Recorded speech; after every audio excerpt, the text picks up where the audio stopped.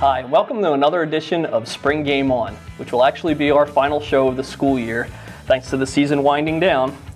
I'm your host, Mark Zamaro. With me today, Tom Rimback, Kevin Kaloje, and John Lewis. Guys, we only have 5 teams left, not counting track, 5 of the other sports playing. 3 baseball teams, 2 lacrosse teams, which means softball is over, John. Yeah, you guys don't need me. I'm out of here. Thanks for playing along. We're going to keep you on the show anyway, though. Well, just so somebody can win Athlete of the Week, right? I guess so. We need your lacrosse coverage later in the year, which you seem to do every year. Well, yeah, that happens. We had 3 softball teams going into Tuesday and Wednesday. I'm in Basking Ridge. Yep, that's what happens. Big story, though. We have 3 baseball teams left, 2 #1 seeds in Morristown Friends and Northern Burlington. Cherokee, 13 seeds still left. What's going on with this team? Well, to start the postseason, I know their coach, Mark Petrogani, I was talking to a few of the guys yesterday at practice. They thought to start out that the 13 seed was an absolute joke. They were almost offended by it, and understandably so. I mean, they took down the #4 seed, they no-hit RV, then they beat Washington Township on the road, and then they just beat Eastern, who was the #1 seed, and they put up 9 runs on them. It was no fluke.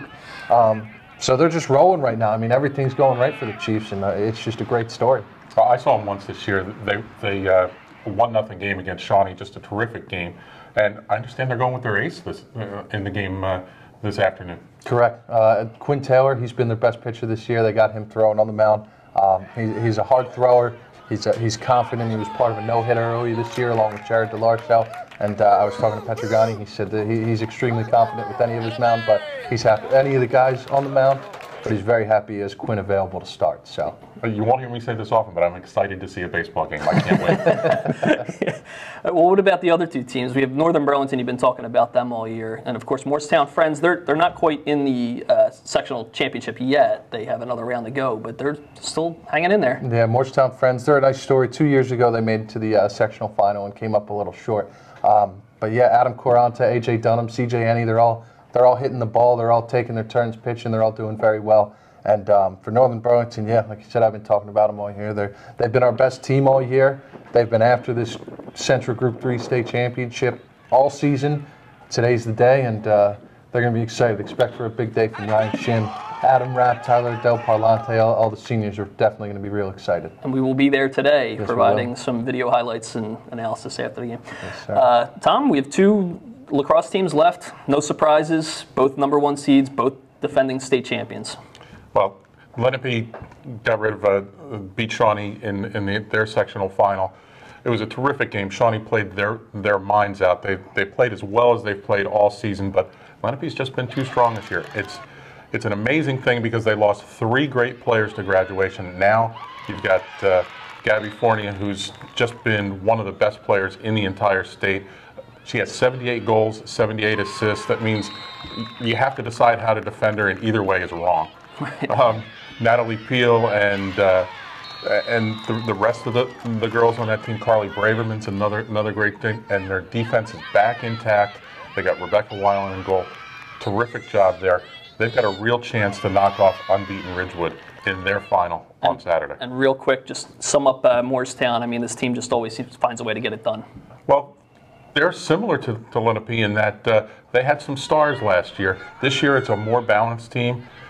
Sophomore Quinn Nicolai has started to emerge as a real leader on that team, but Melanie Becker, she wears the 51 for the team. One of the great players that Morristown has traditionally produced. Maggie Hanlon on the defensive end. Jessica Rowski is a second-year starter in goal as a sophomore, so you know that she's got a ton of talent with a great pool of people out there. Morristown probably has the easier go of it against Morristown, which is very confusing, but we'll get through that in the final. They've got bigger fish to fry if they get through the state championship. The Tournament of Champions is coming up. Hopefully a lot of people get there too. All right, should be fun. All right, it's time to nominate our Athletes of the Week, but before we do that, let's congratulate Hannah Sullivan of Pemberton, who took 57% of the vote, another softball player. So, all right, John, who do you have this week, our final week of nominations? Well, I don't have anybody, do I?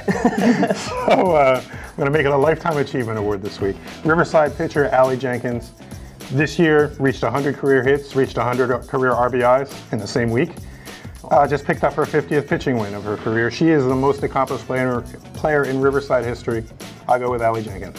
Okay, Kevin, who do you got? She is a great player. I'm going with A.J. Dunham from Morristown Friends. He had a couple key extra base hits as they defeated Pingree in the quarterfinals. So now they're set for the semifinals to see what they can do. All right, Tom, who do you got? Well, my nominee is Connor Gaffney, face-off specialist at Lenape. In their first ever state championship game, he won 19 of 28 face-offs. He also scored a goal and in their loss to Bridgewater Raritan. Great season, one of the great face-off guys in the entire state. Okay, and I'm going to go with Ashley Edwards of Northern Burlington. It's about time. She's been great all year. Last week, she won the long jump and the triple jump in the Central Jersey Group 3 sectional championships and qualified for 4 events for states this weekend. All right, now that you've heard our votes for nominations on Athlete of the Week, go to our website and cast your vote. And make sure to keep checking back. Despite this being our last episode, we're still going to have reporter videos all week, as long as our teams are still in it. Thanks for watching, and make sure to join us in the fall when we bring back the whole cast again. Come on. There you go. Yeah. We got the whole cast back with this. We'll have our football show and everything else going on in the fall. Can't wait to see you then.